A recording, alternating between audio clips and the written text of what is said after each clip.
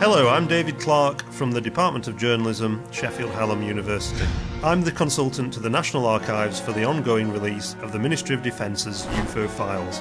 This is the fourth instalment of files transferred from the MOD.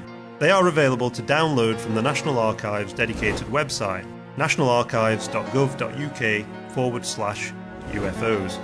There are 14 files in all. They contain just over 4,000 pages of material spanning 15 years between 1981 and 1996.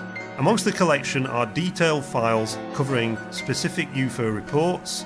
There are files on UFO correspondence, and there is also a file on parliamentary questions and inquiries. The series of files covering UFO reports cover the period between January 1993 and August 1996.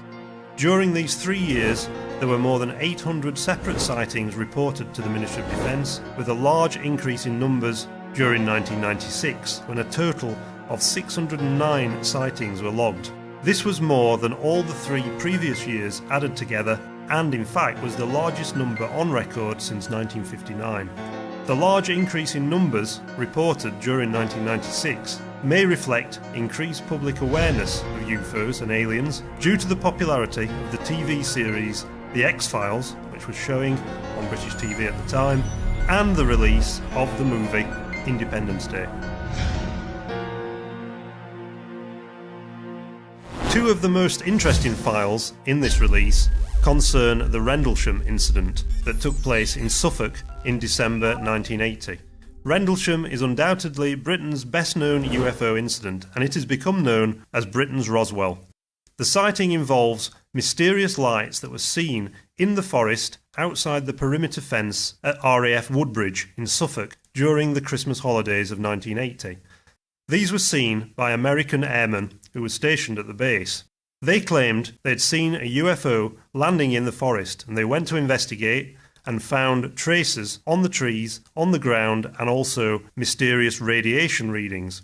A summary of these events was written up in January 1981 in a famous memo that was sent to the Ministry of Defence by Lieutenant Colonel Charles Holt, who was the American Deputy Base Commander. Holt himself had actually seen one of these UFOs in the forest. Now, Holt's memo opens one of these files, and this then largely consists of correspondence between the Ministry and members of the public who wrote in about the case between 1983 and 1995. The file also shows that the MOD were unable to explain this incident, but they decided it was of no defence significance, mainly because no unidentified objects had been detected on radar at the time. A second file contains the MOD's final position statement on the Rendlesham incident. This was written for the Defence Minister, Lord David Trefgarne, in 1995. It says, "We think it's highly unlikely that any violation of UK airspace would be heralded by such a display of lights. I think it equally unlikely that any reconnaissance or spying activity would be announced in this way." But Lord Hill Norton, who was a former Chief of Defence Staff, was unconvinced by the official statements on the case. He believed the Rendlesham Forest UFO incident was a potential banana skin looming for the MOD. In a letter he wrote to the Defence Minister Michael Heseltine in 1985, he said, "If the USAF report is accurate, there is evidence that British airspace and territory are vulnerable to unwarranted intrusion to a disturbing degree. If, on the other hand, Colonel Holt's report must be dismissed, then we have evidence, no less disturbing, I suggest, that a sizable number of USAF personnel at an important base in British territory are capable of serious misperception, the consequences of which might be grave in military terms." Responding to another letter about the incident, Michael Heseltine said, "I can assure you there is not a grain of truth in the allegation that there has been a cover-up about alleged UFO sightings, including Rendlesham." Another important UFO story covered by these files is the wave of sightings that happened in Belgium during 1989 and 1990.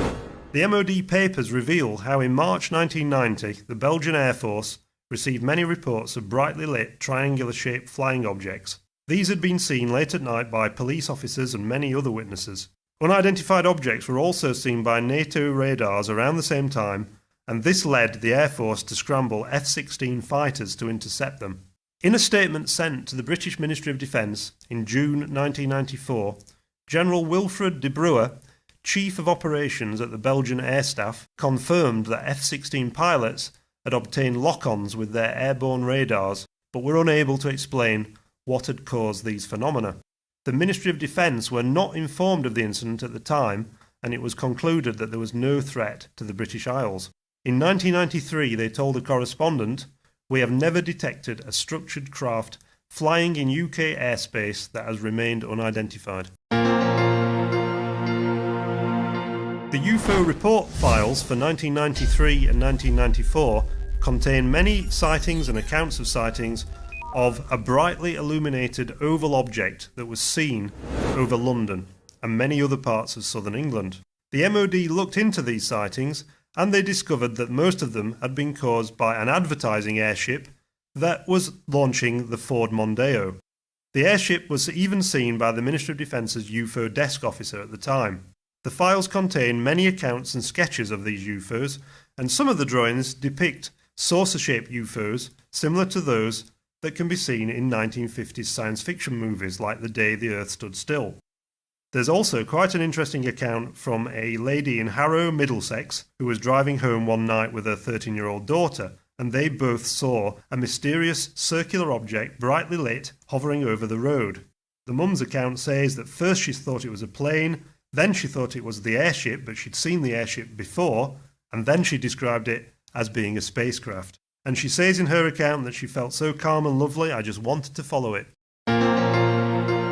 One entire file is devoted to a flap of UFO sightings over the South and Midlands of England that happened in the early hours of the 30th and the 31st of March 1993.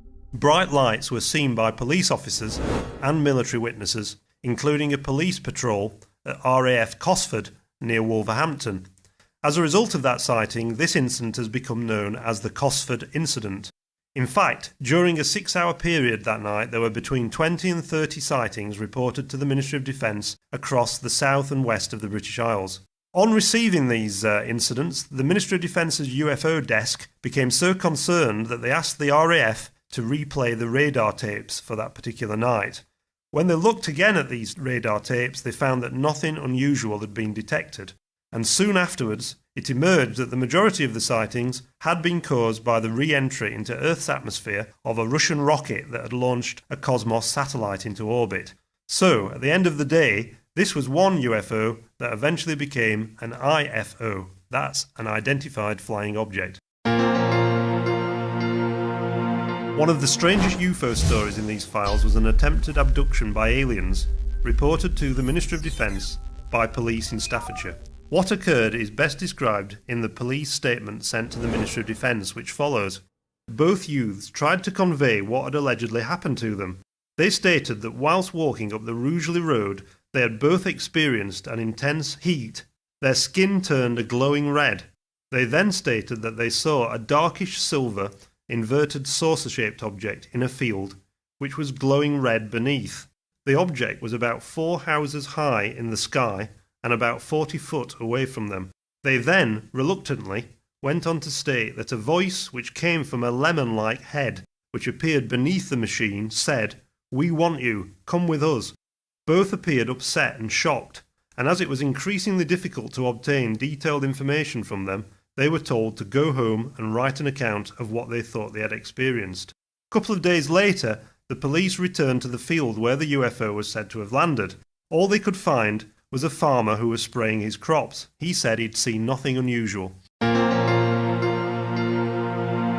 Another very weird UFO was reported to the Ministry of Defence by Cheshire Police during July 1996.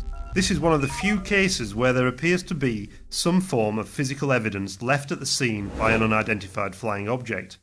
A report sent to the MOD describes how a young man was returning home late one night when he saw a strange light hovering above a cemetery near Widnes in Cheshire. As he watched, he saw beams of light projected onto the ground and reported hearing a scary noise like cats wailing. He also saw smoke rising from the spot where the beams of light struck the ground. He returned home and told his father about what he'd seen. His father contacted the police and a police car was sent to the scene.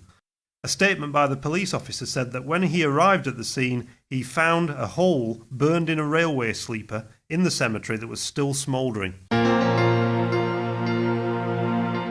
The files also contain information on the Bonnybridge UFO flap in Scotland. Bonnybridge is a small town between Glasgow and Edinburgh that often featured in the national press during 1994 and 1995 as Britain's hotspot for UFO sightings.